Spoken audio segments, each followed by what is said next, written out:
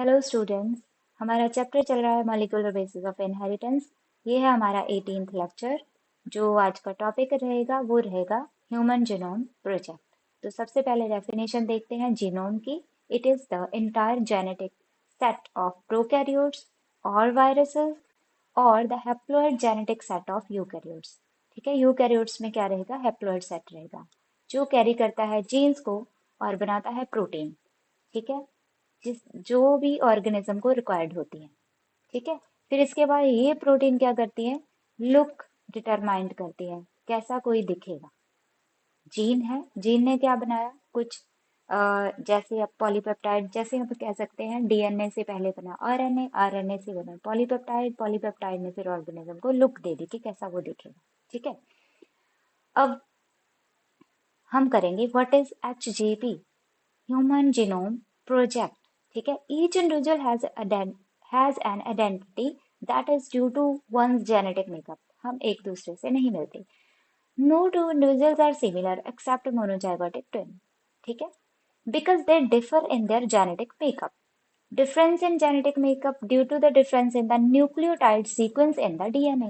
ठीक है, it was therefore always it was therefore always a ambition। Scientist की हमेशा ये इच्छा रही, ये वाली इच्छा ही रही कि हम ह्यूमन के जीन्स को क्या करना चाहते हैं? सीक्वेंस्ड करना चाहते हैं। ठीक है, मैप बनाना चाहते हैं ह्यूमन जीनोम का।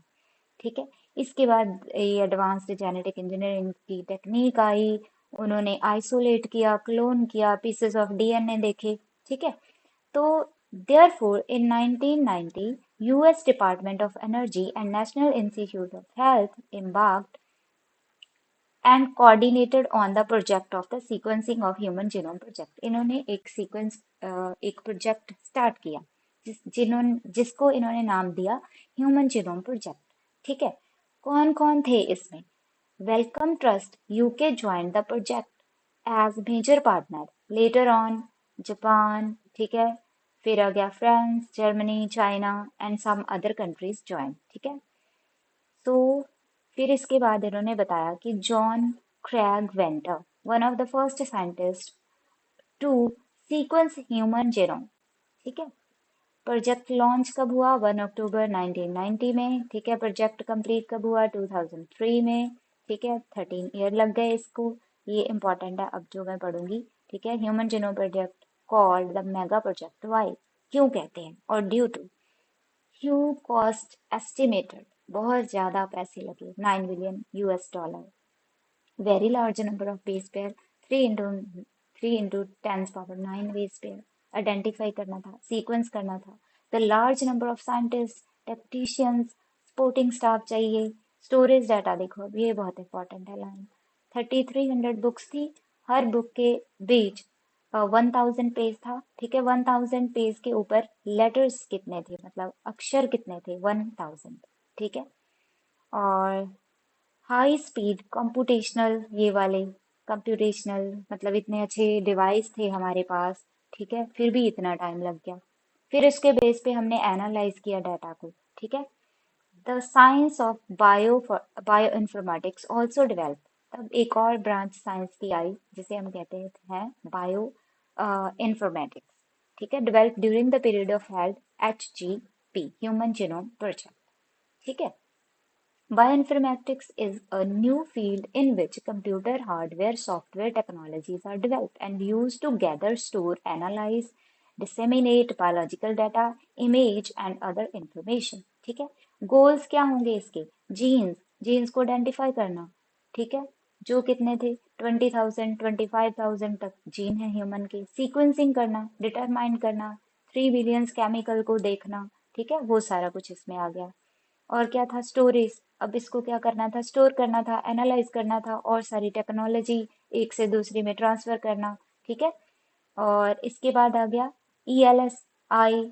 ठीक है, इसमें क्या था? Ethical, legal and social issues को भी सॉल्व करना था एक गोल। बायो इन्फॉर्मेटिक्स अभी बताया, एक ब्रांच आई थी। ठीक है, close association with HGP, human genome project with rapid development of new area of biology, sequencing of the model organism. अब इसका एक गोल और भी था कि और ऑर्गेनिजम्स हैं उनका भी हम सीक्वेंस करें।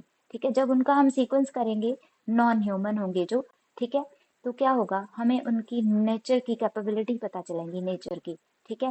Can be apply toward the solving challenges, health care, agriculture, नए नए जैसे सी एलिगेंस हो गया, ईस्ट हो गया, इन सबको क्या किया, सीक्वेंस्ड किया गया, ठीक है। ड्रोसोफिला हो गया, प्लांट में अरेबिडोप्सिस हो गया, राइस हो गई, सबको सीक्वेंस्ड किया गया, ठीक है। इसके बाद मेथडोलॉजी क्या है इसकी, एक्सप्रेस्ड सीक्वेंस कैन, मतलब the method focus on identify all the genes जो एक्सप्रेस करते हैं ऐसे डीएनए के सीक्वेंस जो क्या बनाते हैं, आरएनए बनाते हैं, ठीक है। Sequence annotation, approach the simply sequencing of whole set, सारे सेट को देखना, चाहे वो कोडिंग हो चाहे नॉन कोडिंग हो, हमने उनको क्या करना, सीक्वेंस करना, ठीक है। Human Genome Project sequence annotation has been carried out which involve following steps. The whole DNA of the cell is isolated.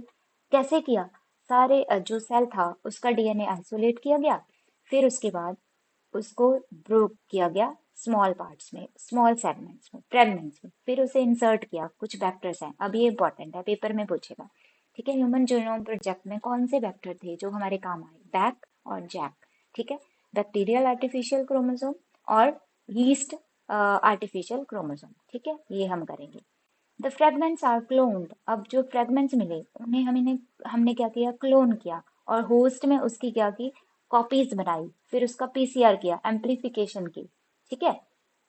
The fragments are sequenced, annotated, proper बताया गया कि यहाँ पर ये सीक्वेंस है, यहाँ पर ये वाला जीन एक्सप्रेस करता है, एनोटेशन मतलब सब कुछ बताया गया कि ये एक्सप्रेस्ड फ्रेगमेंट है, ये किस पॉलीपेप्टाइड को करता है, इसका क्या फंक्शन है, ठीक है। एनोटेटेड डीएनए सीक्वेंस, ठीक है। इसके बाद the sequence were then arrange, अब उनको सीक्वेंस को क्या किया, अरेंज किया गया, जैसे ऐसे ओवरलैप, यहाँ पर ये क्या हो रहे थे, ओवरलैप मीन्स ये वाले जीन आपस में जो सीक्वेंस है वो आपस में क्या होंगे, सिमिलर होंगे, ठीक है। The arrangement, the sequence were arranged on the basis of overlapping region, फिर उसके बाद कंप्यूटर बेस्ड प्रोग्राम में उन्हें डाला गया, अलाइन किया गया, सीक्वेंसेस किया गया, फिर उसके बाद the sequence were then annotated, वही मैंने आपको बताया कि उनको टैग किया गया कि ये वाला पार्ट इस जीन को एक्सप्रेस कर रहा है, यहाँ से ये वाला एमआरएनए बन रहा है, annotated and assigned to a different chromosome, कि कहाँ पर कौन सा जीन प्रेजेंट है, किस क्रोमोसोम पर कौन सा जीन प्रेजेंट है, ये एनोटेट किया गया।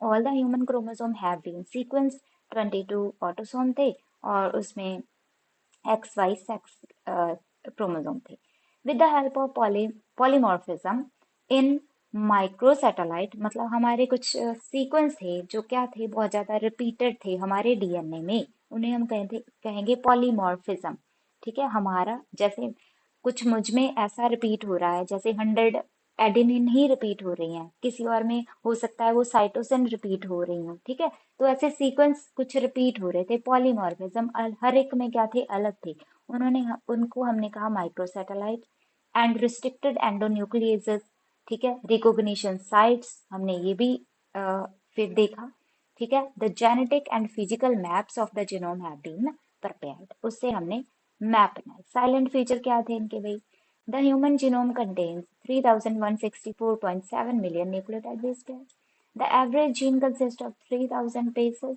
ठीक है, बट साइज ग्रेटली वेरी होगा, 30,000 तक भी होंगे जीन्स, ठीक है, किसमें 9,000 बहुत कम भी होंगे, ठीक है।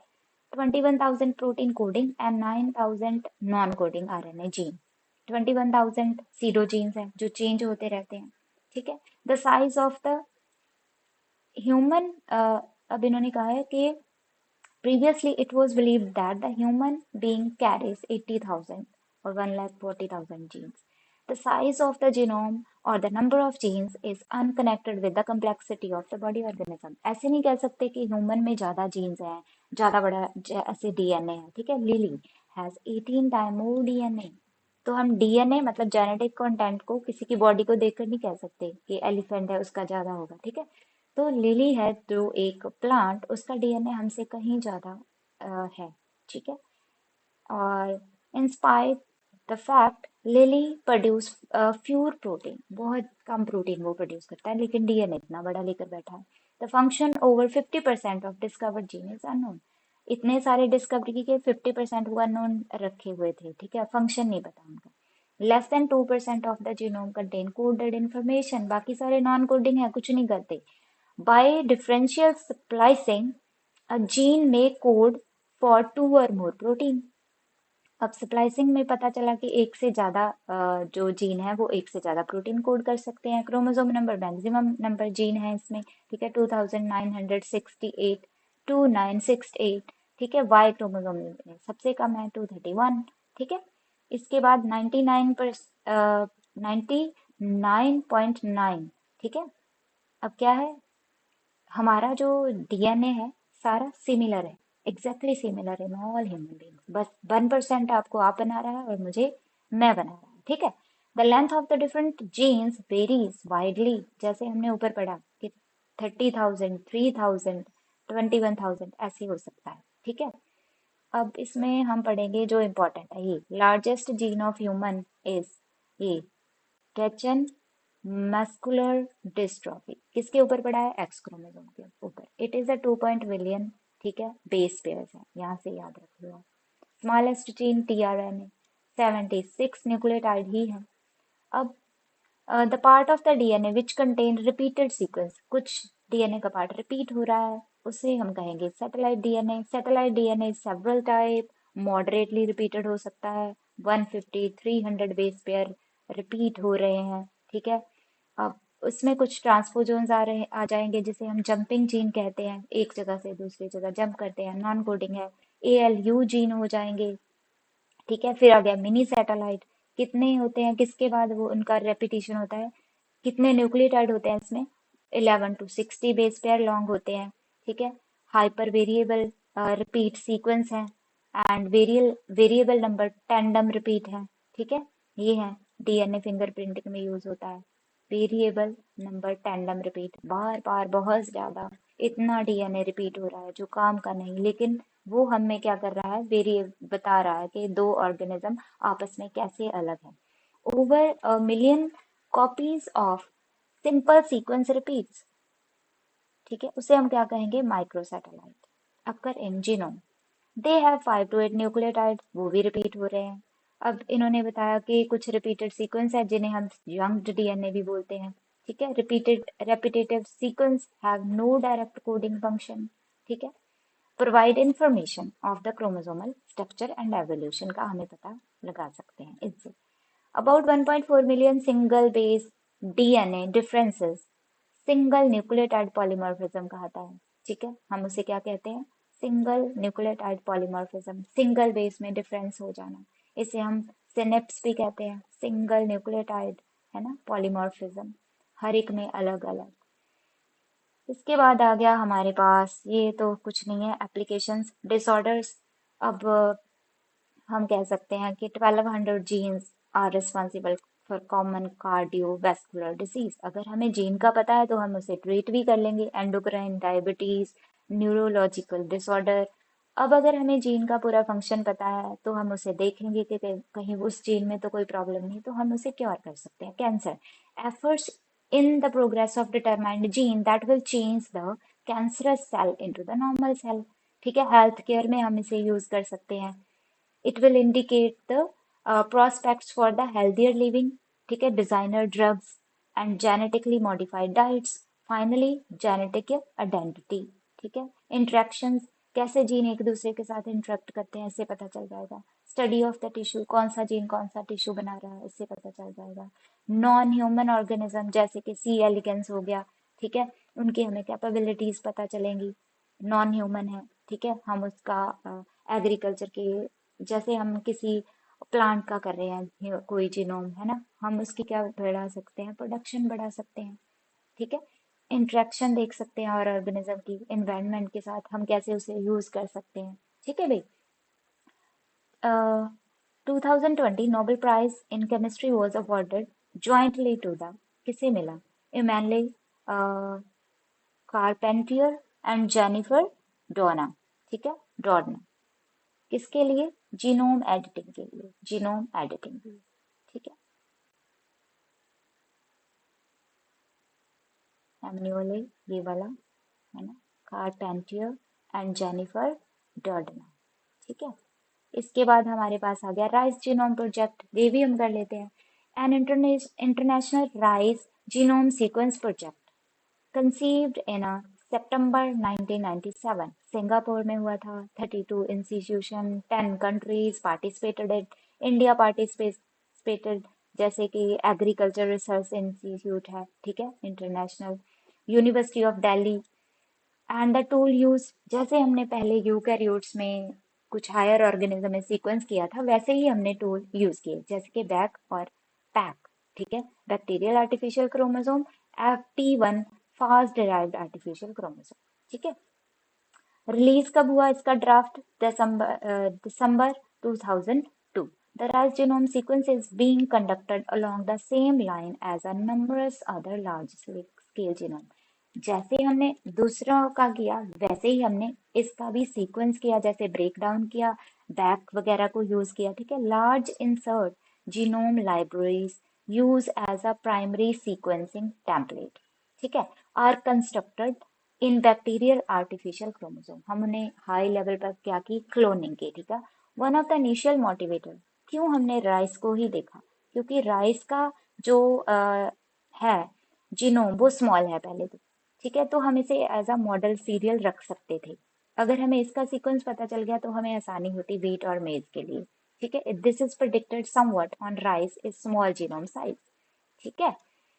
एंड मैपिंग जब की गई वो भी हमें पता चला, ठीक है भाई। रिस्ट्रिक्टेड फ्रेगमेंट है जो length polymorphism, restricted fragment length polymorphism of conserved marker and marker order, इससे भी पता चला कि ये लेस कॉम्प्लेक्स है। The availability of rice genome together with the community of annotation and other resources, जब अगर हमें पता चल गया कि ये वाला जीन रिस्पॉन्सिबल है उसकी प्रोडक्शन के लिए तो हम उस पर काम करेंगे। इससे क्या होगा, प्रोडक्शन बढ़ेगी, रिसर्च वाली जो हमारे पास रिसर्च में भी बहुत हमें फायदा मिलेगा, राइस ब्रीडिंग में फायदा होगा, ठीक है। अदर वेराइटीज ऑफ राइस, जैसे there are 5 varieties of rice, basmati, indica, tropical and japonica and temperate japonica, ठीक है। तो ये था राइस जीनोम प्रोजेक्ट।